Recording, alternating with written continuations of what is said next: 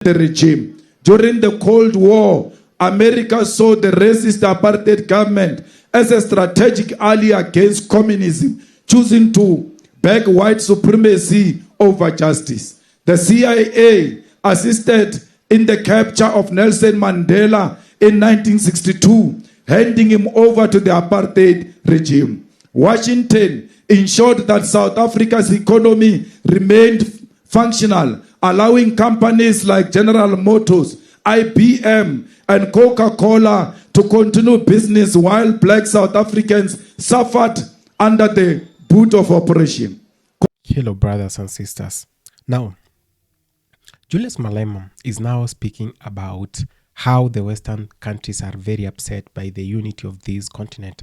Now, he's saying that they are targeting Pan-Africanists so that they can continue exploiting Africa and making Africa be more divided. So let's watch this video, then have a really quick discussion at the end of it. Thank you so much. The people of the continent and the diaspora, comrades, because EFF is international, we are going to spend most of our time today speaking in the colonial language, English, because we must communicate even to the outside world. Today, we gathered here in the historic township of Sharpeville, a place that carries the blood of our ancestors, the pain of our past, and the resilience of our struggle. We do not come here to commemorate a so-called Human Rights Day, but to remember and honor the sacrifice of those who fell on the 21st March 1960 at the hands of murderous apartheid regime. We call it Sharpeville Massacre Day because it is a day of struggle and sacrifice, and not a day where opportunists and racists should be allowed to hijack this day to claim that it represents their human rights which has been violated. We call it Sharpeville Massacre Day because to call it anything else is to undermine the memory of those who gave their lives in the struggle against white domination, and it will allow history to be distorted. It was on this day that thousands of black South Africans took to the streets in defiance of the oppressive past laws imposed by the apartheid government. These laws were not just pieces of paper. They were chains that bound our people to poverty, oppression, and the state-sanctioned violence. Led by the PAC, our people courageously stood against injustice, demanding an end to the past law that restricted their movement in their own land. But instead of being met with dialogue, they were met with bullets. Sharpeville was not just a massacre. It was a declaration of war by the apartheid regime against the black majority. It was a moment that exposed the true brutality of white minority rule to the entire world. The cowardice of the apartheid regime meant that unarmed and peaceful Africans were shot in the back as they tried to flee, their bodies riddled with bullets, their dreams cut short by a government that saw black lives as disposable. The passbook, known as the Dompas, was the physical embodiment of apartheid brutality and inhumanity. It was a document of oppression designed to control and dehumanize black people in their own land. This small book dictated where a black person could live, where they could work, and even when they could move. It was not just a piece of paper. It was a weapon of humiliation, a daily reminder that in the eyes of the white supremacist state, black people were not human beings, but subject to be controlled, to be policed, restricted, and punished at will. It was the tool that kept our people in township with no running water or electricity, while white suburbs flourished with stolen wealth. Today, white supremacists do not need a Dompas to undermine our human rights, because even after 30 years of democracy, Africans remain in poverty living in shacks without water, electricity, or dignity. We are told to move on from the crimes of apartheid, yet the reality of apartheid remains the same, because a white life in this country is worth more than black life. The worth of a white life on South Africa means so much that when there is a death of a white person due to crime that affects us all, it is called a white genocide.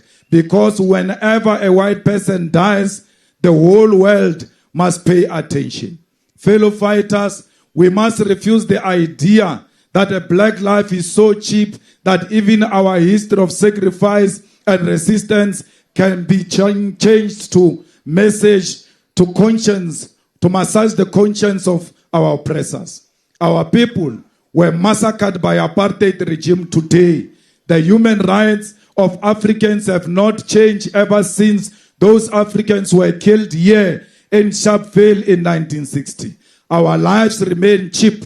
Our dignity remains undermined. And we are still disrespected by white supremacists that insist that white people must be comfortable at the expense of black people. And when white people are not comfortable, then black people must be punished with sanctions and isolation.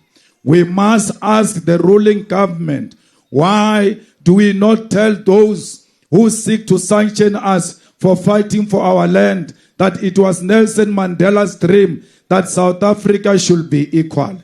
Why do we not remind the international community that loves Nelson Mandela so much that Nelson Mandela did not stand for reconciliation only, but he believed that the land and the wealth of South Africa must be shared. And for this, he started an armed struggle because the white apartheid regime did not listen to a peaceful means.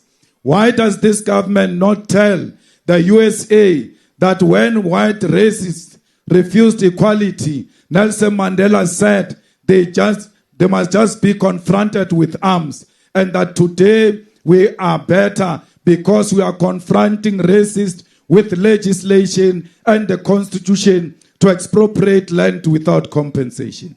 The approach of this government, which seeks to plead with imperialism, is cowardice, and we must allow allow it.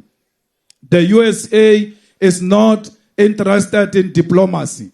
The USA is interested in dominance over us by any means necessary. And we must stand up and fight for ourselves because we represent a historical mission. And that mission is the return of the land. Whether Donald Trump's like it or not, we are going to fight for the return of the land in South Africa. Comrades, we gathered here at Dromo Dam while our nation faces global pressure to project the rights of white minority, while at the same time African people have never known peace and have never known justice. Not a single army general, policeman, or a station commander was ever prosecuted for the Sharpeville massacre. Not a single soldier, not a single police officer was ever arrested or prosecuted for the murder of kids during June 16 uprising. Yet today, we are told the whole of South Africa must be sanctioned because white people are victims of crime like the rest of us. And because we dare stand in solidarity with the people of Palestine and demand the return of the land which belongs to us.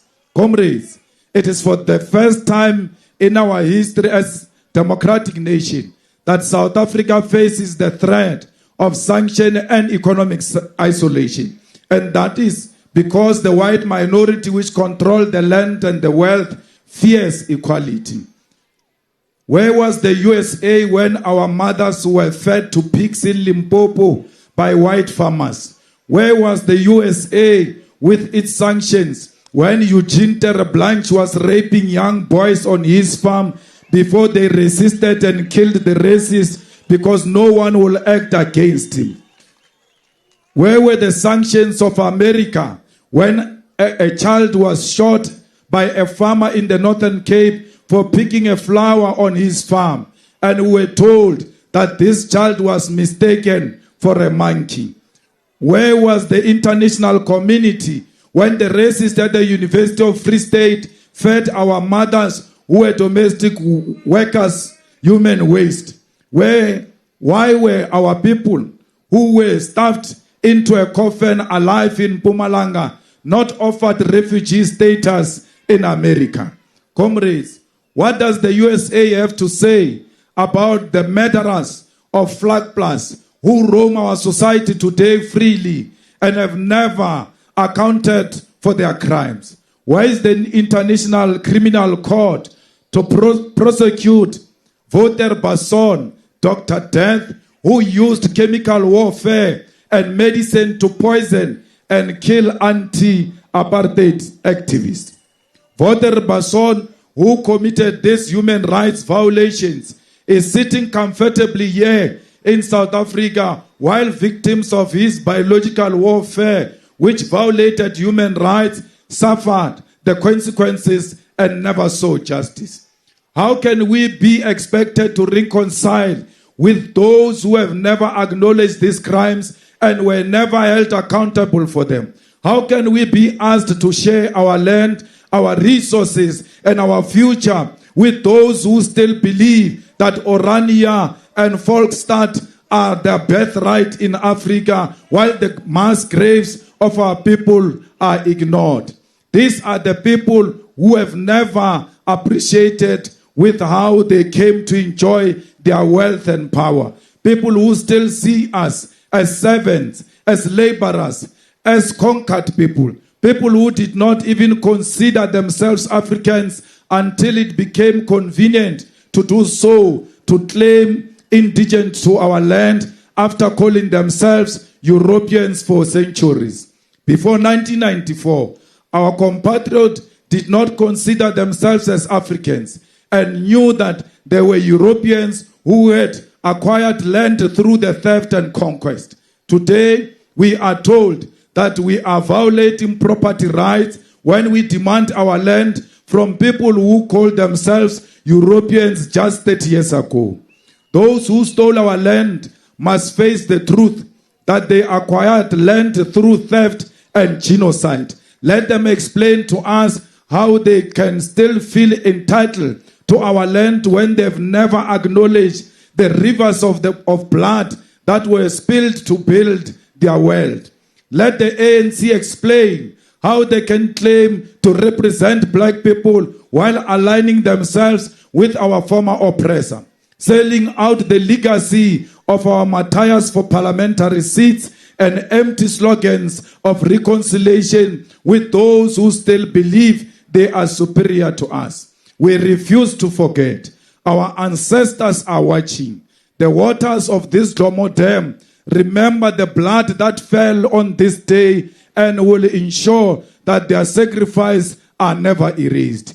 We demand prosecution of apartheid crimes, and that must be where the USA begins its investigation of genocide and violations of human rights.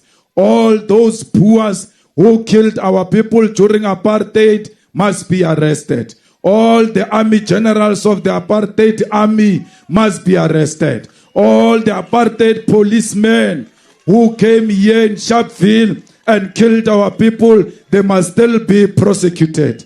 Kaspedi bar molato a ubole re abanyaka till today. Comrades, the apartheid regime in South Africa did not fall on its own. It was forced to its knee by the unbreakable resistance of the people and the relentless pressure of the international community. Nations across the world took a stand against racist state by imposing trade sanctions, diplomatic isolation, and sporting boycotts that crippled the apartheid economy and exposed its brutality to the world. It was a pan-African struggle supported by our fellow African nations who understood that the oppression of one African nation was an attack on the entire continent. This nation sacrificed their own security, stability, and resources to assist in the fight for our liberation.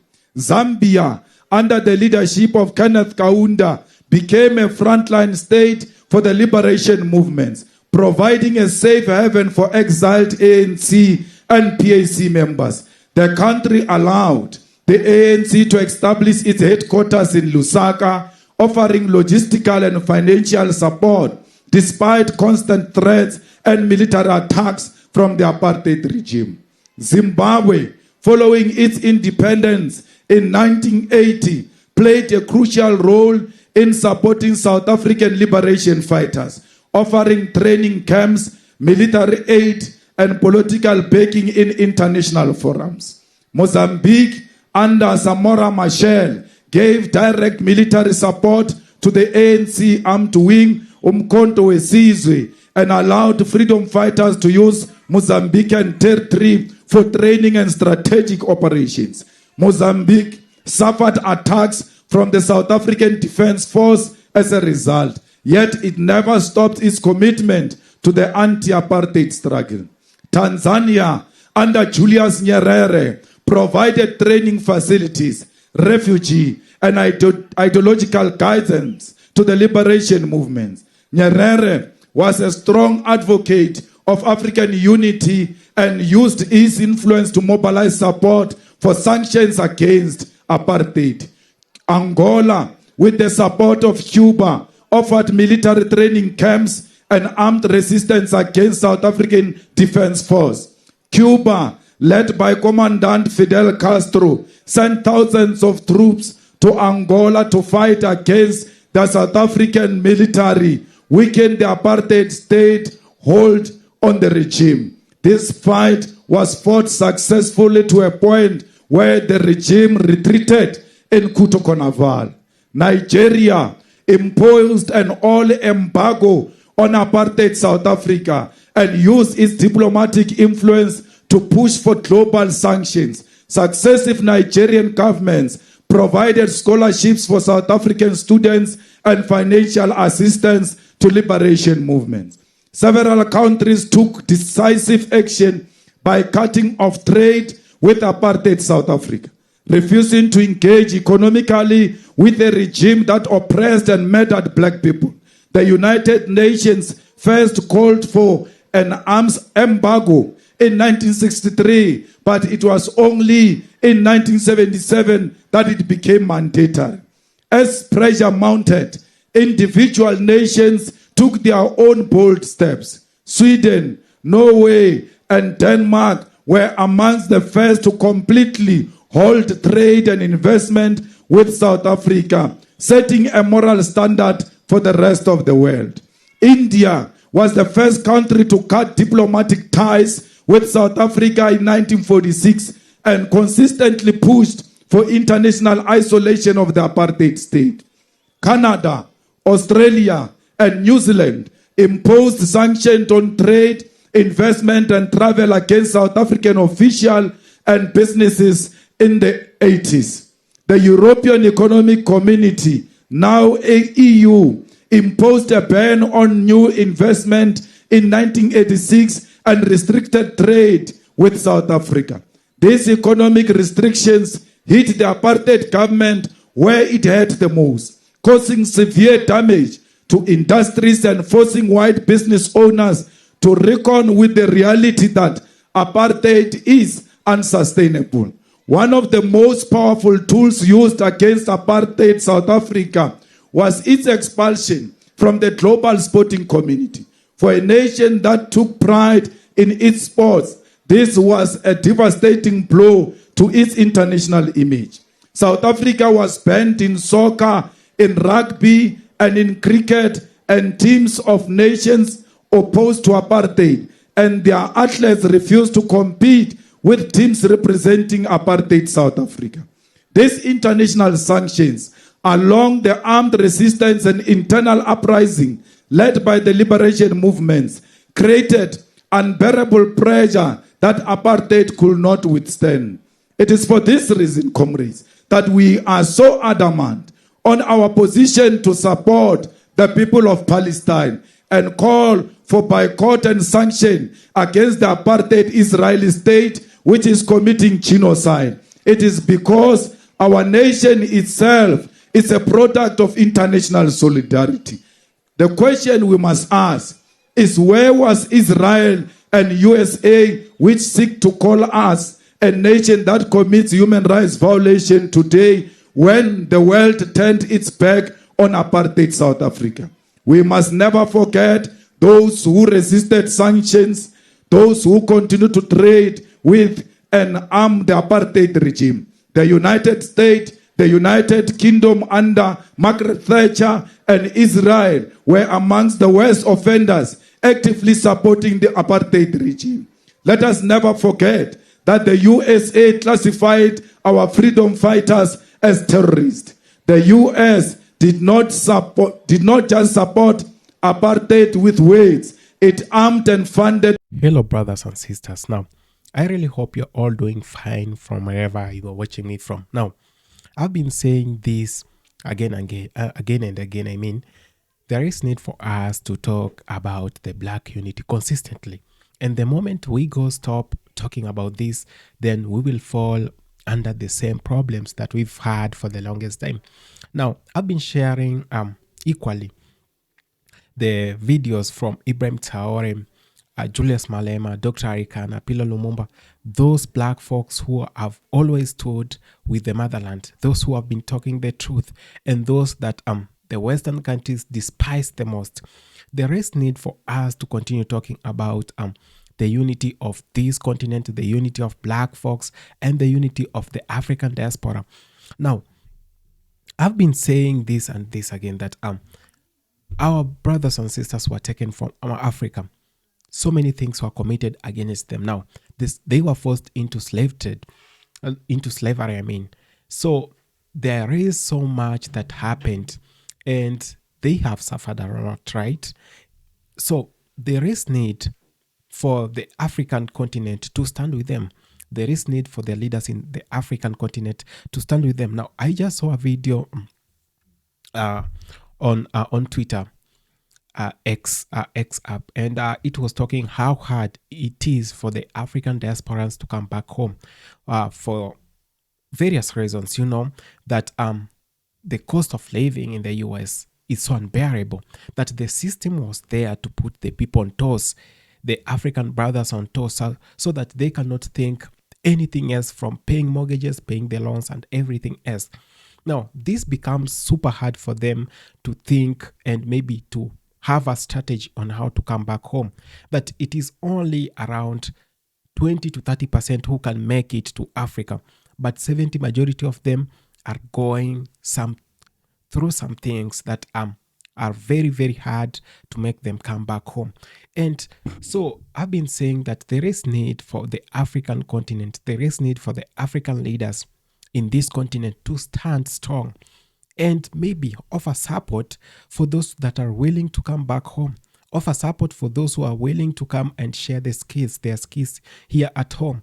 And that's where we actually appreciate the few leaders in Africa who are doing an excellent work to unite the African continent and to unite the motherland with the diaspora. There has been a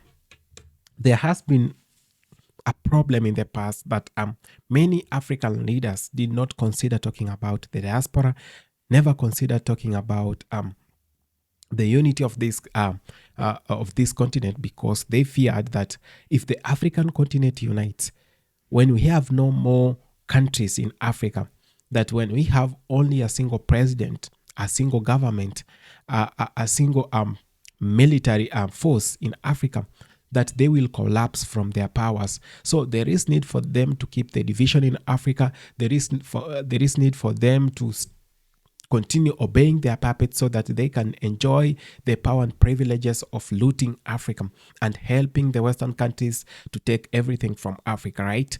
But we say, we the people, the majority, you who is watching this video, who is not in the government, who is watching this video today, who is not a politician, that we are the majority, that we can decide, we as the people, to unite ourselves under the leadership of Ibrahim Traoré, under the leadership of those willing Pan-Africanists.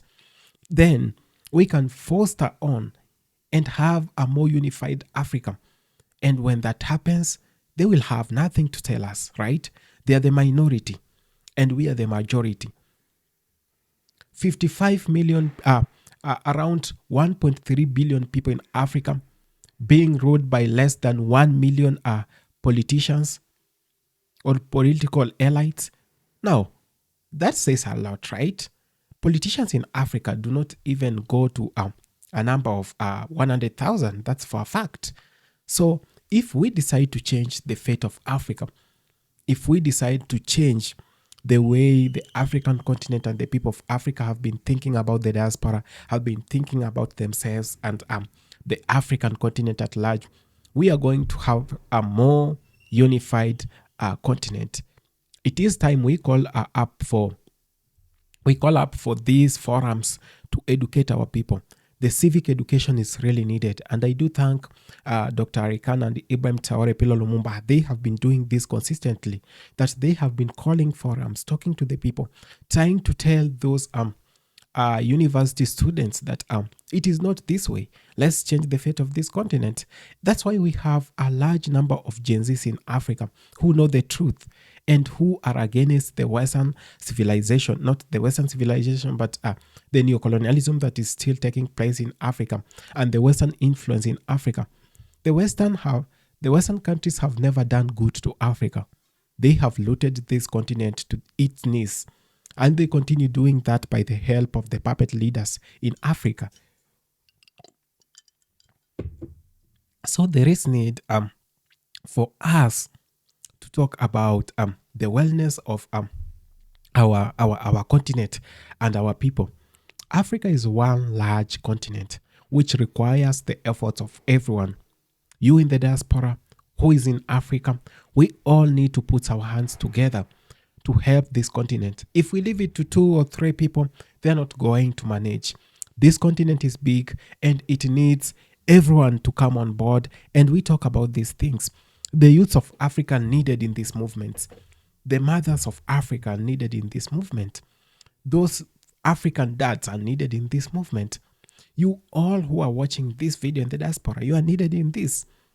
It is not necessarily you send funds to Africa. Just by offering support and talking to our brothers and sisters in the diaspora who still do not know the truth in the motherland or whatever is going on in the motherland, that will help a lot. That is a support that is very needed right now at the moment. We continue preaching this and we continue talking about the unity of this continent. The Western countries really fear us uniting, right? They know if we unite, they are going to collapse. Of course, we want them to collapse. They have monuments. They have all these towers. They have all these cities. Courtesy of African mineral resources, courtesy of African manpower. They came to Africa. They took our brothers and sisters, forced them into slavery. Now, it was forced labor. They have never paid for the reparations, and they are not even talking about that. The fact that we've had black folks in these governments and they never would advocate for this, it is so sad to say this. And there is need for us to continue talking about these things. There is need for us to continue pushing for the unity of black folks. We do not beg them to help us. Of course not, because we have everything in Africa. Black folks have everything. The intelligence in them is so unmatched. And when we say we want to unite ourselves, we have every other person we need in this movement. We have engineers, we have doctors, we have everyone that we need. So this movement really needs you. It needs me. It needs them who are not even watching this video today. So there is need, black folks, for us to come together. There is a time. There is no one who will be coming to tell you that we need to unite. People might push, and when they are left solo, they get tired. We must remember that. When we leave the likes of Ibrahim Traoré alone, they will get tired, because if someone is fighting for you and you're not showing interest, and when someone is trying to better the way you should stay, the way your homeland should be, but you are not supporting them, what happens? They keep quiet with time, because it is like they are risking for their life and putting their life at risk for people who are not even recognizing that.